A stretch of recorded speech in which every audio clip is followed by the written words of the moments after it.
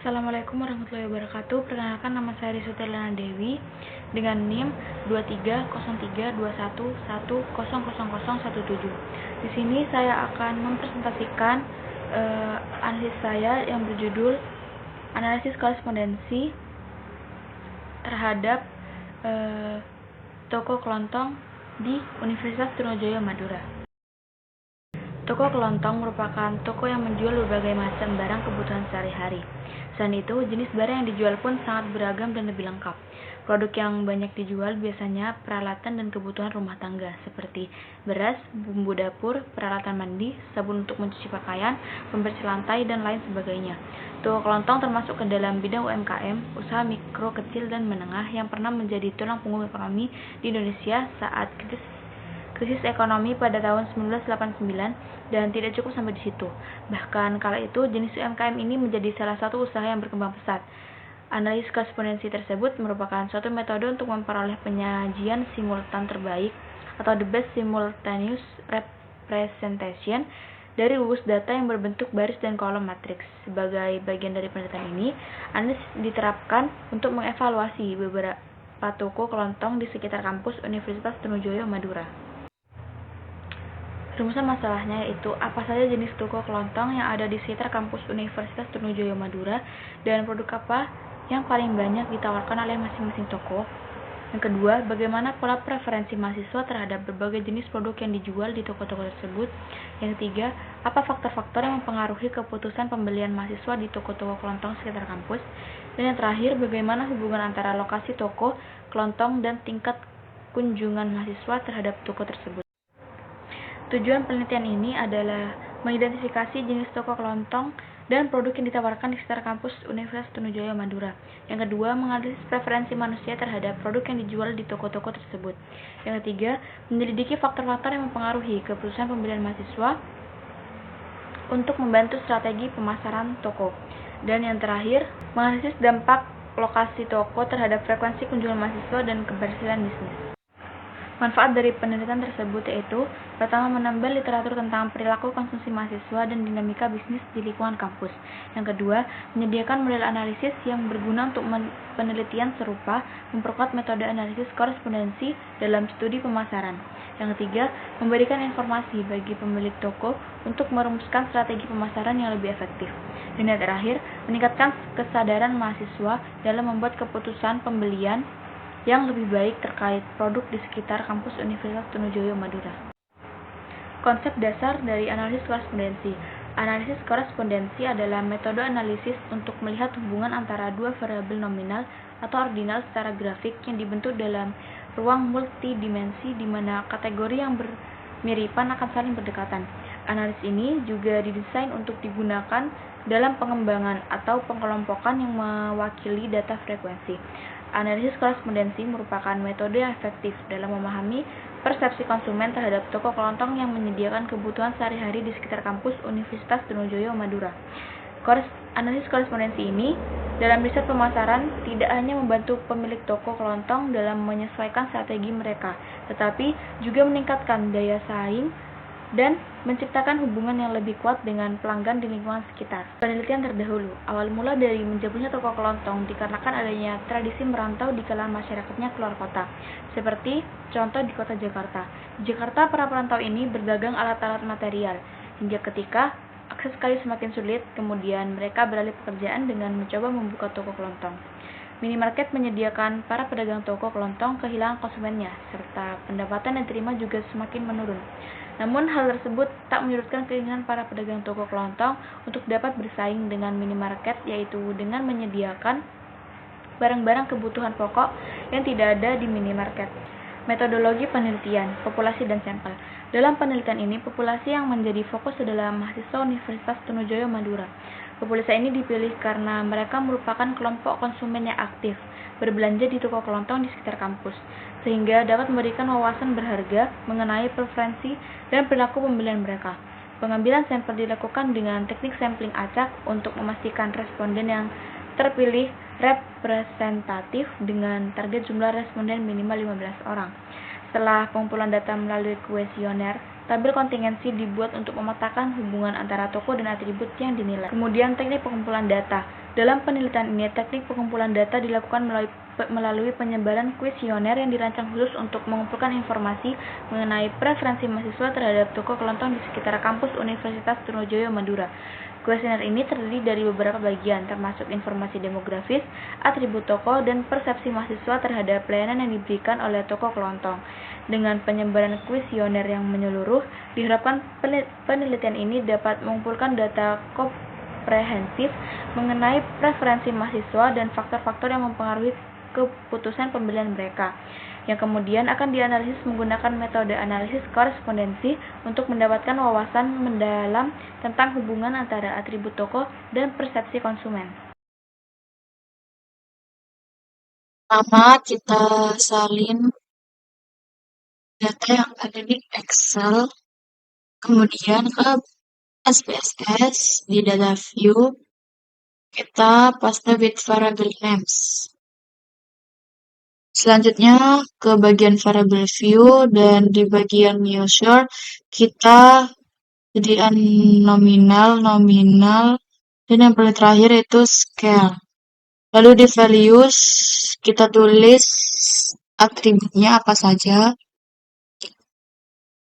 Kita lihat atribut apa saja yang dipakai. Satu lokasi, harga, lalu add 2,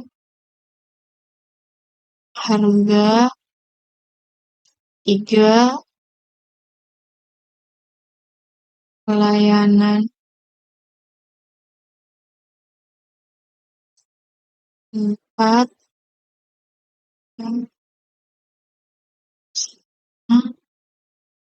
5, pembayaran. Kemudian oke.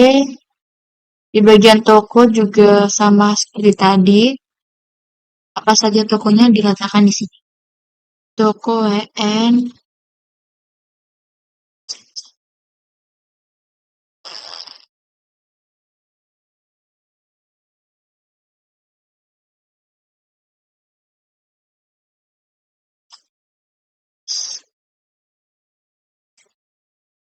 toko AL, 3, Robi, 4, toko Bandung, 5, toko Bandung.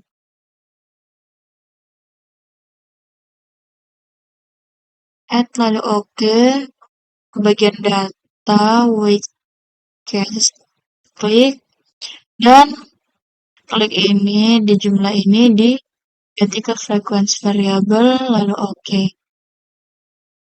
Setelah keluar ini nanti ke bagian analyze, lalu dimension reduction ke correspondence analysis. Yang row ini ke bagian atribut dan toko di bagian kolom. Terus kita ke statistik, dicentang ini, tinyu dan ke plots, ini juga dicentang. Lalu ini ditulis minimumnya berapa, maksimalnya berapa. Sama kayak yang ini juga. Continue, lalu oke. Dan keluar atau seperti ini. Hasil dan pembahasan. Data yang dikumpulkan dalam penelitian ini mencakup informasi demografis dari 20 responden yang terdiri dari mahasiswa Universitas Trunojoyo Madura. Karakteristik demografis yang dianalisis meliputi nama, jenis kelamin, dan program studi.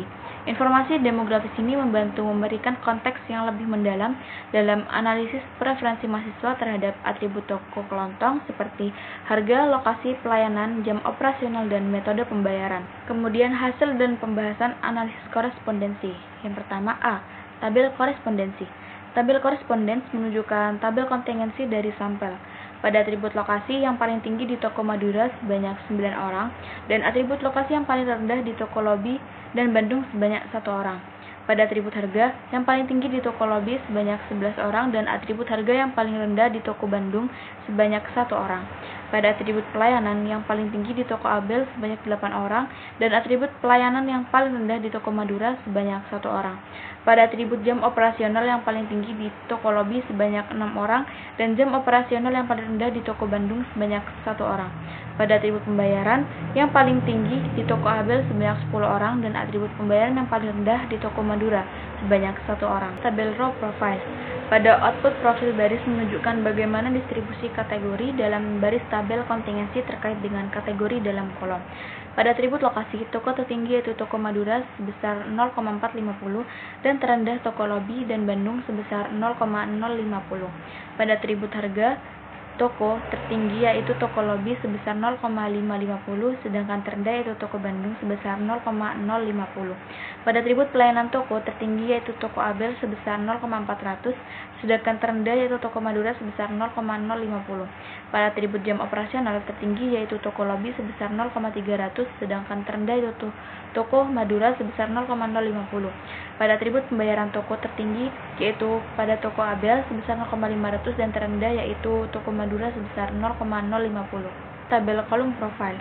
Pada output profil kolom menunjukkan bagaimana distribusi kategori dalam kolom baris tabel kontingensi terkait dengan kategori dalam baris.